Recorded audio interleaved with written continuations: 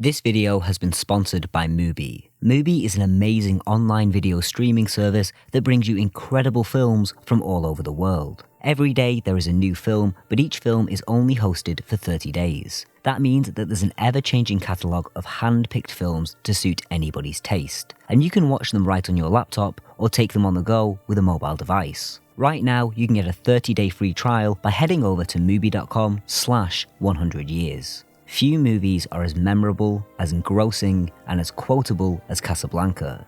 Round up the usual suspects.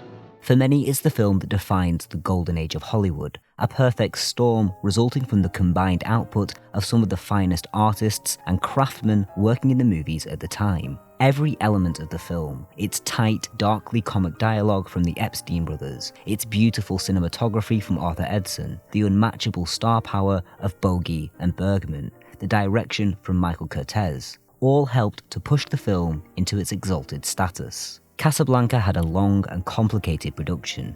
Adapted from an unproduced play called Everybody Comes to Rick's, the film underwent a series of rewrites from a handful of different screenwriters. Unusually, the film was shot almost entirely in sequence, a consequence of the script only being half finished when production started. Despite, or maybe even because of this, the loose threads pulled together to create something more than the sum of its parts, interweaving romance, action, and an anti-fascist theme that remains as powerful and relevant today as when the film was released. Part of what makes Casablanca such a timeless classic is the universality of its themes, standing up for love and justice against tyranny, the divide we sometimes feel between our desires and our duty, the war between cynicism and idealism that rages in all of us. On its surface, Casablanca tells a very simple story. Rick Blaine, a nightclub owner in the refugee-port city of Casablanca, comes across official letters of transit. Letters that would allow him and one other person to finally leave Casablanca for good. But his plans are complicated when his former love arrives in town on the arm of a wanted resistance leader.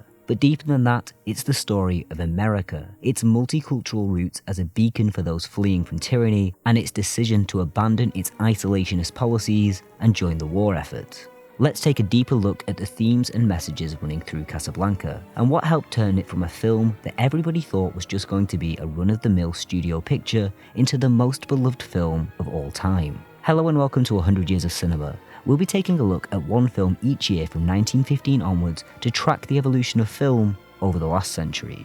Simply put, Casablanca is a masterpiece. It hits that elusive sweet spot between a made-for-the-masses popcorn movie and a deeply complex political film, and that has allowed it to endure over the decades, mixing excitement, romance, and action with deeper themes. But these political themes didn't arrive by accident. They were placed there to move the audience towards a particular opinion regarding the war, the Allies, and the Nazis. Owner of Warner Brothers, Jack Warner, and producer Hal Wallis was strongly for American intervention in the war, and Hollywood at the time was filled with actors and filmmakers fleeing Nazi aggression in Europe. It wouldn't be a complete mistake to refer to Casablanca as one of America's greatest works of propaganda.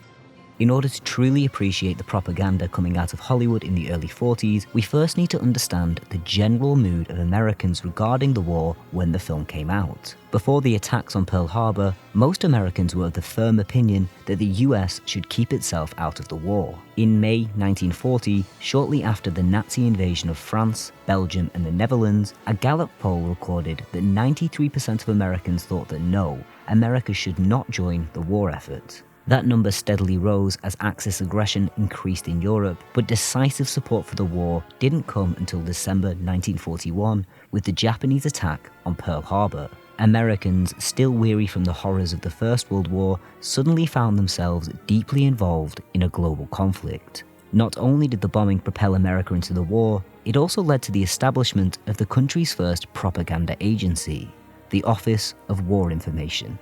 The OWI was tasked with shaping the American public opinion on the war. The road was going to be tough, and the war was going to be long. Americans had to be made to feel like they had made the right choice, that the sacrifice was worth it, and that standing in the shadows was not an option in the face of the Nazi menace. And Elmer Davis, head of the OWI, knew exactly how to influence America. The easiest way to inject a propaganda idea into most people's minds is to let it go in through the medium of entertainment picture, when they do not realize that they are being propagandized. Combine covert political messages with Hollywood magic, and you add a powerful weapon to your arsenal. One of the tasks given to the OWI was reviewing and advising on scripts before they went into production. It had filmmakers ask themselves 7 questions. First and foremost, will this picture help win the war?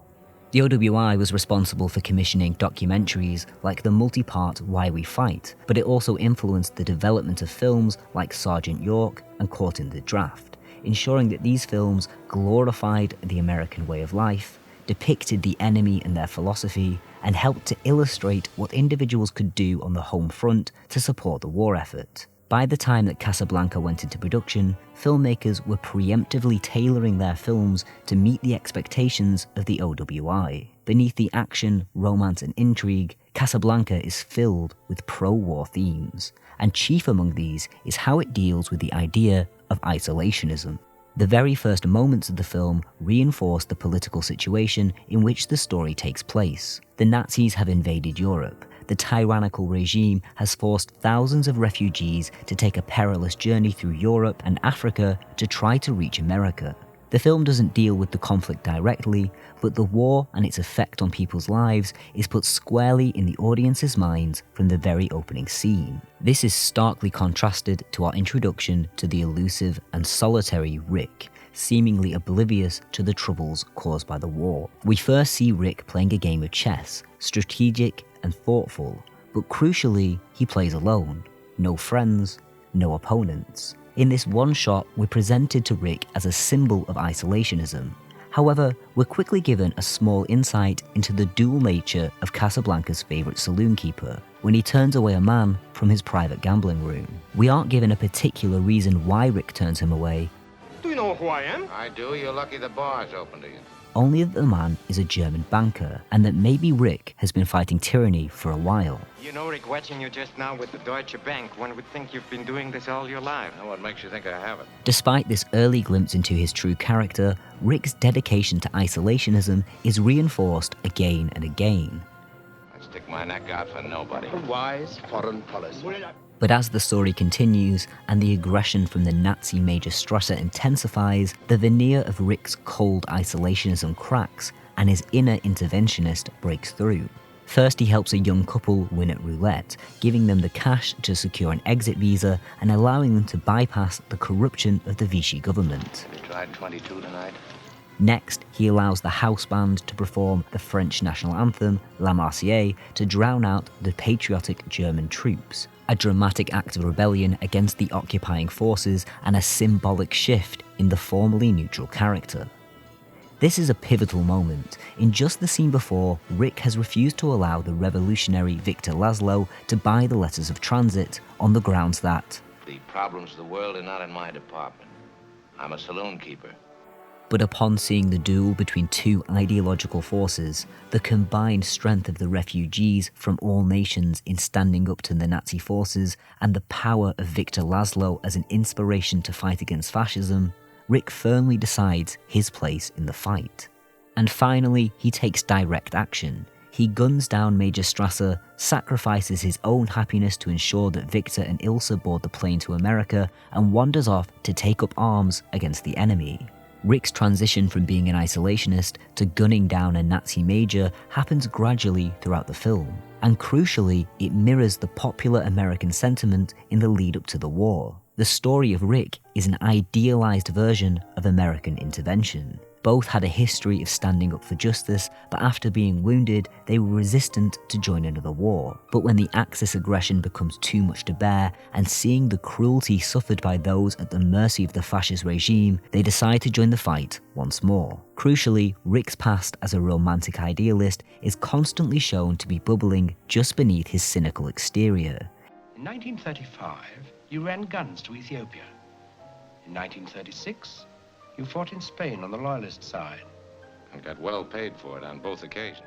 It's a key message that the war did not start with the attack on Pearl Harbor. Instead, the causes of the war had much deeper roots. Casablanca came out after America had joined the war and at a time when the war effort had the largest public support. The point was not to convince the public that they should fight, it was a reminder why they fight, that their sacrifice was worth it, and that it was going to be hard and expensive, but a real hero stands up for what is right at any cost. Along with this rejection of isolationism, Casablanca is filled with pro-American and pro-war messages.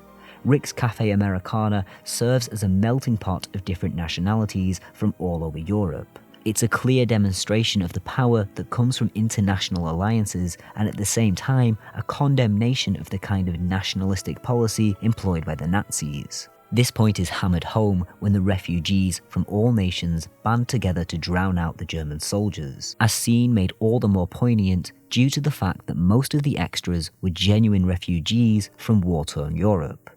The film is careful to establish America as a destination of hope, almost a utopia for the refugees stranded in Africa, and at the same time show the destruction and havoc being wrought on Europe by the Nazis, both in subtext. See that Major Strasser gets a good table, one close to the ladies. I have already given him the best, knowing he is German and will take it anyway.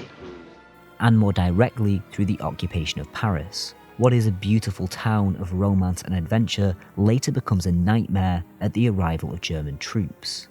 The inhumanity of the Nazi regime is evident in the people too, tortured, imprisoned, forced to flee their home. But the overwhelming tone is one of resistance. It's a call for people from all over the world to stand up for the underdog. All these themes come together in the closing scenes of the film. The final message is clear. Neutrality is not an option, and sacrifices would have to be made in the fight against fascism. Ilse, I'm no good at being noble, but it doesn't take much to see that the problems of three little people don't amount to a hill of beans in this crazy world. Someday you'll understand that. It's true that Casablanca is a vehicle for propaganda, but the reason it's so effective is that the propaganda is woven into familiar cliches and tropes. As cultural critic Umberto Eco put it, it's not one movie, it is movies. 2 cliches make us laugh, but 100 cliches move us, because we sense dimly that the cliches are talking among themselves, meaning that it pulls on all parts of our cultural mythology to reinforce a specific message. We're so used to the tropes, the character archetypes, and the story structure that we're blind to the core message of the film. We're being propagandized without knowing that we're being propagandized. As well as being a superbly crafted film packed with great lines, stirring performances, and moments of utter heartbreak, Casablanca remains as relevant today as when it came out because it's about standing up for the vulnerable and needy. It's about the need for unity in overcoming tyranny and making personal sacrifices for the greater good. In the 1940s, that meant overthrowing fascism in favour of freedom and democracy. But the same sentiment can be applied to any of the problems that we have faced throughout history. So in the words of Victor Laszlo, welcome back to the fight. This time I know our side will win. Thanks for watching 100 Years of Cinema. My name's Charlie. I want to give a big thank you to everyone that supports me on Patreon and helps make this channel possible, particularly to my latest supporter, Desmond Mahoney. I also want to thank MUBI for sponsoring this video. MUBI is an incredible site that brings you some of the best films from around the world.